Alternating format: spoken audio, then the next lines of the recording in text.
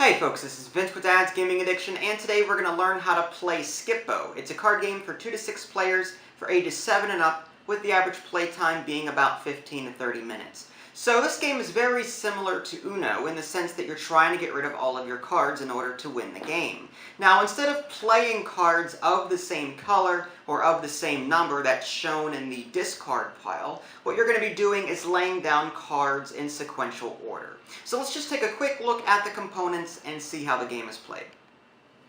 Okay, so as far as your components are concerned, the game comes with 162 cards. The cards are numbered between 1 and 12, and you've also got these Skip-Bo cards, which act as wild cards. As far as game setup is concerned, you're going to take all of the cards and shuffle them up into this massive draw deck. From here, players will receive so many face-down cards. The number of cards they receive all depends on how many people are playing the game. And of course, you can always tweak this number a bit if you want to play a shorter or longer game. For example, in a 2-player game, the standard count is 30 cards per stockpile. But if you want a shorter game, you could deal each player 10 cards instead. Now, this is going to be a player's stockpile. This is the pile that players are going to be trying to get rid of in order to win the game. After each player gets their stockpile, what they're going to want to do is flip the top card face up. After that, players are going to want to reserve some spaces. Each player gets 4 personal discard piles. So this player up here is going to have 4 discard piles. This player here is going to have 4 discard piles. And you're also going to want to reserve space for 4 public piles, which players will be able to contribute to. Okay, so I sort of manufactured a game in progress. This is not actual gameplay, this is just for example purposes.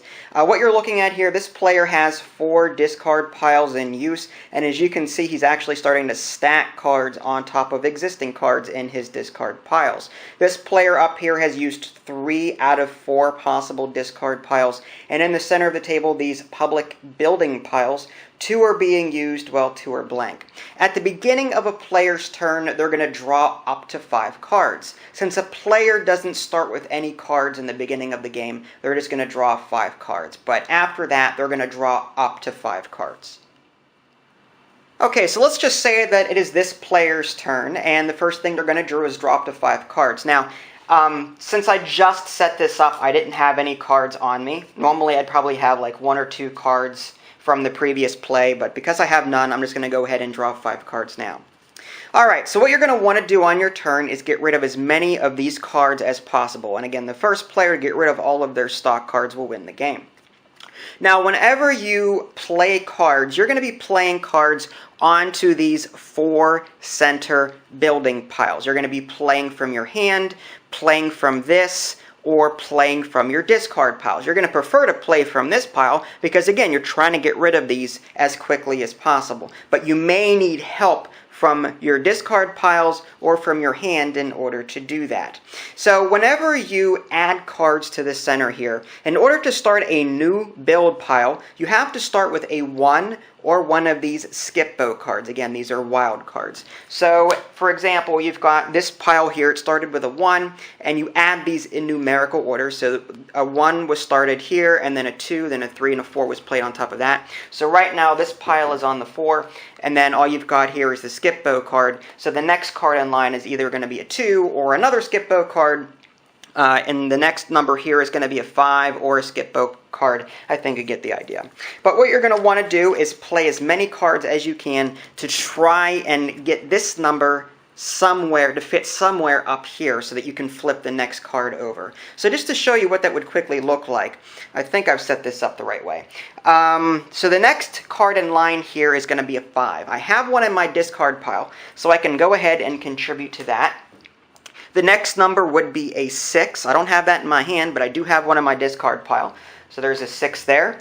The next card I want to contribute is a 7. Again, I'm trying to play this 10, but I can't do it right now. So I want to try and play the 7. I have an 8 in my hand, so I'll go ahead and play that. I have a 9 in my hand. I'll go ahead and play that. And lo and behold, as luck would have it, maybe not, you can play this 10. Now, whenever you play a card from your stockpile, you can go ahead and flip this over. And if you're able to play it on your turn, you can also play it too. So you're not limited to playing one card per or one stock card per turn. You can play as many as you can in order to deplete this pile as quickly as possible. Now, I don't know if I'm actually going to be able to do that. I could probably play a 2 here. I could probably play this Skipbo card to make that a 3, and then this 4 on top of that to make it a 4, but I don't have a 5 in order to play this 6. At the end of a player's turn, what they're going to want to do is add a card from their hand to their discard pile, and that would end their turn. Alright, so there's a few things to keep in the back of your mind while you're playing this game. One, if you happen to play all 5 cards from your hand, now discarding a card to your discard pile at the end of your turn does not count. You have to play all 5 into the center here. If you manage to do that, you can draw 5 more cards from the deck and then keep playing. Another thing to note is that whenever a build pile in the center here is basically full, meaning that it reached its top number. 12 is the highest number you could possibly put on here. Once that happens, this pile is removed from the center, placed off to the side, and these cards here will be used as a new draw pile should these cards run out. And that's pretty much all there is to it. Players will continue taking turns until one player gets rid of all of the cards in their stockpile through the aid of cards in their hand and through the aid of the cards in their discard pile. The first person to do that will win the game. Now, you can play over the long haul if you want to by playing a series of games. You could play like best of 3. You could keep score by adding points into the mix. Like the person to go out will receive 5 points for each card remaining in the other player's stockpile. You can get creative, and then the first player to receive so many points, say 500 or 100, will end up winning the game. Alright, so there you have it, a very brief look at Skipbo. It's important to stress that I did not cover all of the rules found in the manual. This was just to give you a brief overview so that you could see how the game was played. As far as what I thought, it's not a bad little game. You can find it for about $7 or $8 at Kmart or Walmart, whatever your region's equivalent is. There may even be Walmarts where you are, I don't know. But yeah, if you like Uno, I think you'll like this game too. My only real complaint is with the box and how the cards are held in said box when you're storing it.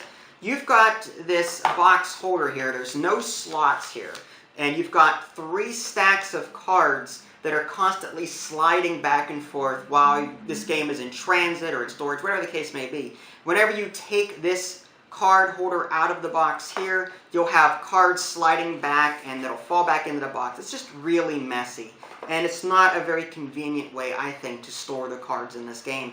I would have preferred, instead of like this long rectangular box, I would have preferred like a square box of some sort with a better card holder. But other than that, I think the game is pretty good. If you guys want to see my full review, you can. www.dadsgamingaddiction.com. If you haven't already, subscribe to my YouTube channel. That way you can keep up to date with any new content I happen to publish. This is Vince, thanks for watching, and I'll catch you next time.